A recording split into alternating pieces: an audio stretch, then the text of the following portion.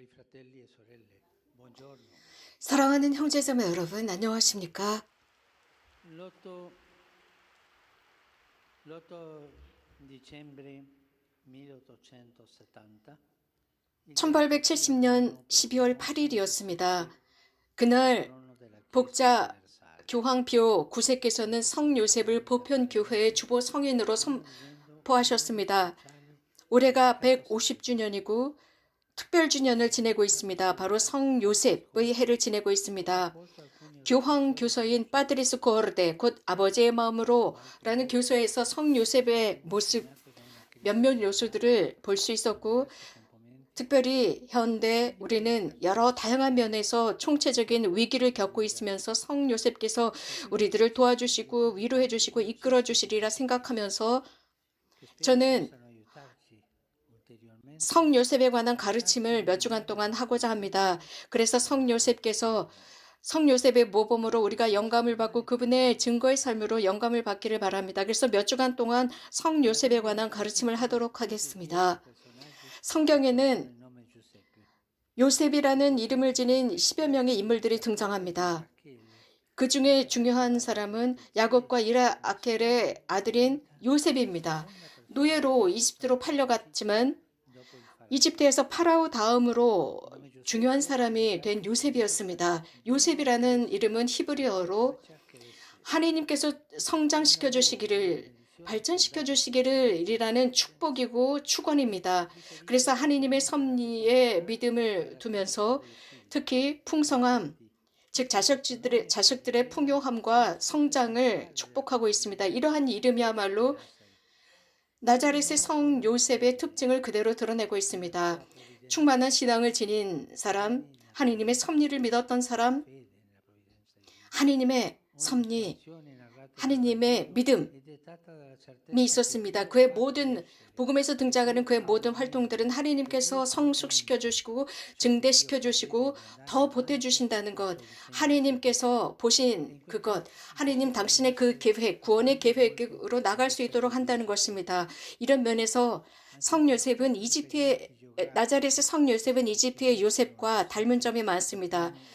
물론 지리적인 면이 있습니다.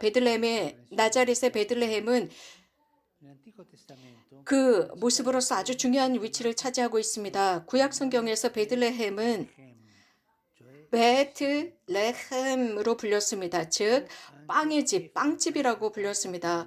혹은 에프라타라고 했는데 그 지역을 지배했던 부족으로부터 나왔습니다. 그런데 아랍어에서의 의미는 고깃집이라는 의미를 지니고 있습니다. 어쩌면 그 이유는 그 지역에는 많은 양떼들이 있었고 어린 양들과 염소떼가 많았기 때문에 이렇게 불렸으리라 짐작하고 있습니다.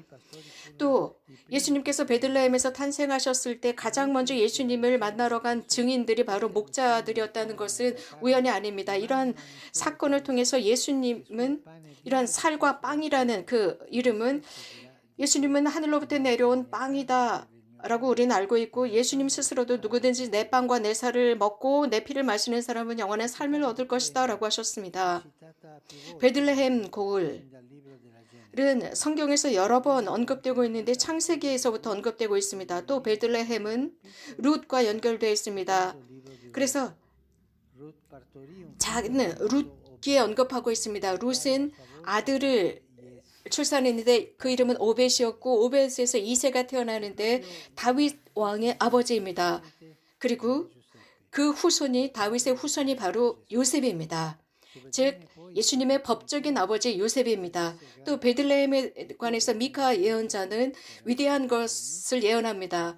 우리가 이 아련을 시작하면서 들은 말씀처럼 너 에프라타야 베들레헴아 너는 유다 부족들 가운데서 보잘것없지만 나를 위하여 이스라엘을 다스릴 이가 너에게서 나오리라 라는 예언이었습니다. 마테오 복음사가는 이러한 예언 말씀을 인용하면서 예수님의 스토리와 연결시킵니다. 그래서 이러한 예언이 실현된 것을 드러내고 있습니다. 실제로 하느님의 아드님께서는 예루살렘, 당신의 강생의 장소로서 예루살렘이 아니라 나자렛의 베들레헴을 선택하십니다. 외진 곳이었습니다.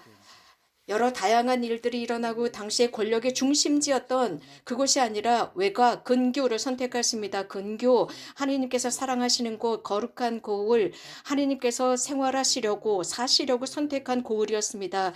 실제로 그것은 율법학자들이 있었고 바리사이들과 대사제들과 백성의 지도자들이 살고 있었습니다.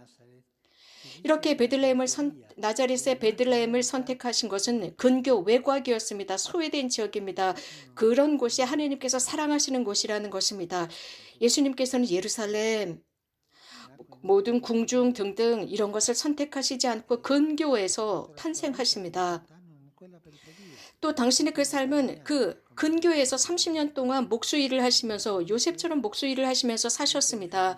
그래서 예수님께 있어서 그 근교, 외곽은 소외된 지역입니다. 그런 곳은 당신께서 사랑하시는 곳입니다. 이러한 현실을 진지하게 받아들이지 않는 사람은 복음을 진지하게 받아들이지 않는 것입니다. 하나님께서는 항상 이런 지리적이고 존재적인 근교, 외곽을 선택하십니다. 하나님은 늘 보이지 않게 활동하십니다. 주님은 늘 보이지 않게 활동하십니다. 근교, 외곽입니다. 우리들의 영혼에도 외곽, 근교가 있고 느낌에도 외곽이 있습니다. 어쩌면 우리가 부끄러워하는 그런 느낌들, 하지만 주님께서는 그런 곳을 방문하시고 앞으로 나가도록 하십니다. 주님께서는 지속적으로 이런 근교, 외곽에서 드러나시고 그것은 지리적이고 존재적인 그런 외곽, 근교에서 드러나십니다. 실제로 예수님은 죄인들을 찾아 나서십니다. 그들의 집에 들어가십니다. 그들과 대화를 나누십니다. 그들을 회개로 부르십니다. 그렇기 때문에 예수님은 사람들에 의해서 비난을 받으십니다. 저 스승을 좀 봐라 라고 하면서 율법학자들은 예수님을 비난합니다. 저 스승을 봐라, 죄인들과 식사를 하고 자신을 불결하게 만든다 라고 합니다. 그러나 예수님은 악을 행하지 않았지만 악에 의한 고통을 당하는 사람들을 찾아 나서십니다. 배고프고 병들고 소외당하고 가난한 사람들을 찾아 나서십니다. 죄인들, 악을 행하지 않았지만 악에 의해서 고통당하는 그런 사람들을 찾아 나서시는 주님이십니다. 배고프고 병들고 소외당하고 가난한 그들입니다. 예수님은 항상 이렇게 외곽으로 가십니다. 외곽을 향하고 있습니다. 이것은 신뢰라는 현실입니다. 이렇게 예수님은 우리들의 마음의 외곽, 우리들의 영혼의 외곽, 우리들의 사회의 외곽, 우리들의 사회, 도시, 가정의 외곽으로 가십니다. 조금은 그늘진 그곳으로 찾아갔습니다. 그래서 우리가 부끄러워서 보이고 싶어하지 않은 그곳으로 갔습니다. 이러한 관점에서 당시의 사회는 지금과 그리 다르지 않습니다. 현대도 중심지가 있는가 하면 외곽에 있습니다. 교회는 알고 있습니다. 누구든지 복음을 선포하고자 하는 사람은 이러한 외곽 밖으로부터 시작해야 한다는 것입니다. 요셉은 나자렛의 목수로서 하나님의 계획에 자신을 맡깁니다. 즉 자신의 약혼녀 마리아에게 있었던 그 구원 계획을 믿고 또 교회는 의도적으로 세상이 무시하고 있는 그것에 관심을 갖습니다. 그래서 세상이 칭송하고 있는 그런 것들을 보는 것이 아닙니다.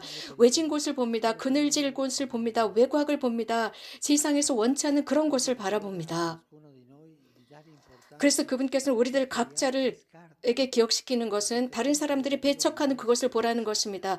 이런 관점에서 성 요셉은 우리들의 모범이십니다. 우리들의 스승이십니다. 이런 외곽, 소외된 것을 보라는 것입니다. 참 가치가 있지만 우리들의 눈을 끌지 못하는 것, 하지만 끈기 있게 식별하면서 이러한 것을 발견하고 가치를 매기라는 것입니다. 가치 있는 것을 발견하라는 것입니다. 우리 그분께 전구합시다. 그래서 모든 교회가 이러한 관점을 회복할 수 있도록 해달라 청합시다. 이런 식별할 수 있는 능력, 필수적인 것의 가치를 매길 수 있는 능력을 전거해달라 청합시다. 우리는 베들레헴, 즉 외곽으로부터 출발해야 합니다. 그래서 저는 오늘 소외당한 외곽에서 지리적이고 세상에서 잊혀진 모든 세상이 잊어버린 그런 외곽, 지리적인 외곽에서 살고 있고 존재적인 외곽에서 살고 있는 분들에게 메시지를 전하고 싶습니다. 성 요셉을 찾으십시다. 우리들의 주보이신 그분을 찾고 그분에게 다음과 같은 기도를 드립시다. 이 기도는 집에서 하는 기도입니다. 하지만 마음으로부터 흘러나오는 기도입니다. 성 요셉이시여, 당신은 늘 하느님께 맡기며 생활하셨습니다. 당신의 선택은 하느님의 섭리에 맡겨진 선택이었습니다. 성 요셉이시여, 저희를 가르치시어 저희들의 계획대로 따라가는 것이 아니라 하느님의 사랑의 계획대로 따라 살 수 있도록 해주십시오. 당신은 외곽으로부터 오신 분, 저희를 도와주시어 저희들의 관점이 회개할 수 있도록 하시며 세상에 버리고 소외시키는 그런 외곽을 보게 하소서. 외로운 사람들을 위로하시고 침묵 속에서 이들을 도울 수 있도록 저희들을 도우소서. 그래서 생명을 존중하고 인간의 존엄을 수호하게 하소서. 아멘.